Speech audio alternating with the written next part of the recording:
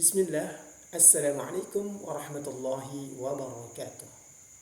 Sahabat yang dimuliakan Allah Subhanahu wa taala, alhamdulillah wassalatu wassalamu ala Rasulillah, amma ba'd. Kembali lagi kita akan membahas riwayat Khalaf an Hamzah min tariq Asy-Syatibiyah. Pada pelajaran yang lalu kita telah membahas beberapa pembahasan, di antaranya ialah al-isti'adzah, basmalah, wal basmalah baina suratain. Dan sekarang kita akan masuk ke pembahasan berikutnya, yakni al-mudud. Al-mudud jamak dari kata al-mad. Secara bahasa ialah az-ziyadah, atau bisa juga diartikan al-italah, memanjang. Ya. Az-ziyadah artinya tambahan, menambah, mulai dari 2 harakat, 3 harakat, menjadi 4 harakat, 5 harakat, sampai 6 harakat. Para ulama membagi susunan mad menjadi beberapa bagian, ya, atau beberapa susunan. Yang pertama disebut dengan sependek-pendek mad, itu ialah 2 harakat. Dan 2 harakat ini para ulama biasanya menyebutnya dengan sebutan al-qasar. 2 harakat disebut dengan al-qasar. 3 harakat disebut dengan fuwaiqul qasar. 4 harakat disebut dengan at-tawassut. 5 harakat para ulama biasa menyebutnya dengan fuwaiqut tawassut. Dan 6 harakat disebut dengan al-isba' atau al-mad. Sahabat yang dimuliakan Allah Subhanahu wa taala, pembahasan kita di riwayat Khalaf an Hamzah min tariq Asy-Syatibiyah ialah mengenai mad atau tentang mad. Mad secara bahasa sebagaimana yang telah kita jelaskan ialah al-italah. Sedangkan menurut istilah ilmu tajwid, italatus saut biharfin min hurufil maddi wal lin. Menggunakan salah satu atau memanjangkan suara dengan menggunakan salah satu huruf mad atau huruf lin. Huruf mad ada 3. Yang pertama ialah alif, sebelumnya fathah. Yang kedua, ya sukun, sebelumnya kasrah. Dan yang ketiga, waw sukun, sebelumnya dhammah.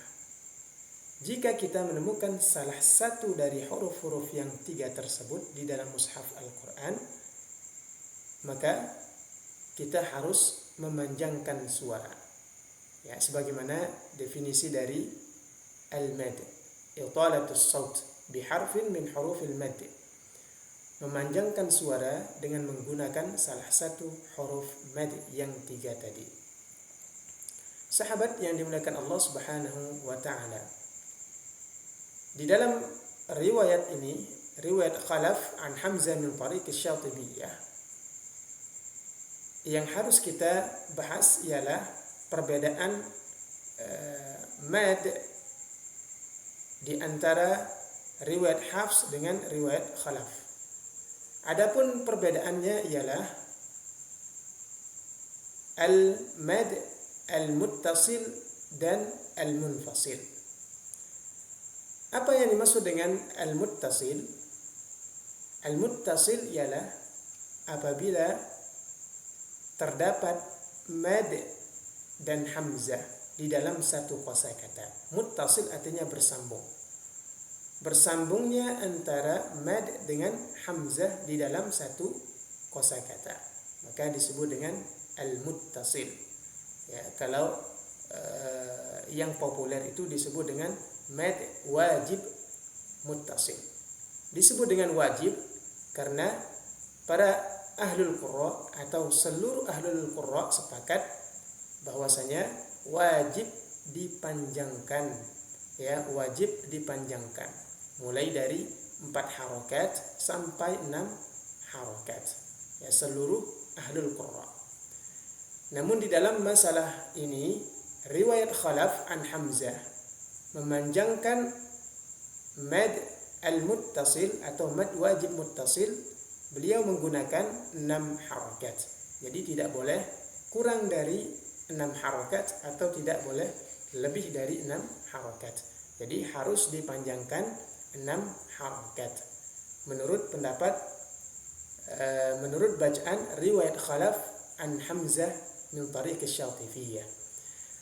Adapun di dalam riwayat kita, yaitu riwayat Hafs, maka kadar panjang dari mad muttasil ialah 4, harus dipanjangkan mulai 4 harakat sampai 5 harakat. Ya, kebanyakan ahlul qurra yang menggunakan 4 harakat di dalam memanjangkan bacaan mad muttasil dalam riwayat Hafs. Adapun dalam riwayat Khalaf, maka harus menggunakan al-isba', 6 harakat. Ya, dipanjangkan 6 harakat. Kemudian yang kedua ialah poin yang kedua yang harus diperhatikan di dalam riwayat ini ialah mad al-munfasil. Apa yang dimaksud dengan al-munfasil? Al-munfasil ialah terpisah antara mad dengan hamzah di lain kosakata. Mad di kosakata yang pertama, kemudian hamzah di kosakata yang kedua. Adapun mad al-munfasil, ya, bisa juga disebut dengan mad jaiz munfasil. Ya, akan tetapi al-munfasil ini lebih umum daripada mad jaiz munfasil. Kenapa lebih umum? Karena al-munfasil itu bisa juga masuk mad-mad yang lain. Ya, seperti mad silah. Ya, mad silah kubra bisa masuk di situ karena pertemuan antara mad dengan hamzah di lain kosakata. Juga termasuk ya mimul jama' jika kita membahas riwayat Warash. Mimul jama', jika ada mim yang menunjukkan banyak orang kemudian bertemu dengan hamzah di lain kata, maka disebut dengan mimul jama'. Ya, mim silah al-jama' atau mimul jama' silah. Ya, jadi al-munfasil itu adalah kosakata yang menunjukkan umum, sedangkan mad jaiz munfasil itu kekhususan ya dari mad jaiz. Ya, jaiz artinya boleh dibaca mulai 2 harakat sampai dengan 5 harakat. Ini dalam riwayat Hafs. Adapun dalam riwayat Khalaf an Hamzah, maka cara membacanya ya mad munfasil, cara membacanya ialah harus dibaca 6 harakat. Tidak boleh kurang dari 6 harakat, juga tidak boleh lebih dari 6 harakat. Nah, itulah penjelasan singkat dari mad, tata cara membaca mad al-munfasil dan mad al-muttasil di dalam bacaan riwayat Khalaf an Hamzah min tariq asy-Syatibiyah. Semoga bermanfaat.